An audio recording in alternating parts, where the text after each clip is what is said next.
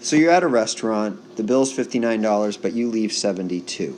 So we need to find what percent the gratuity is, or the tip is. So what you do is do 72 minus 59, and that gives you 13. So that's how much was actually left for the tip, but it's not the answer, because what we need to do is we need to divide 13 by the original price, which was 59. And when you do 13 divided by 59, you get 0.2203, and then there's some more numbers after that.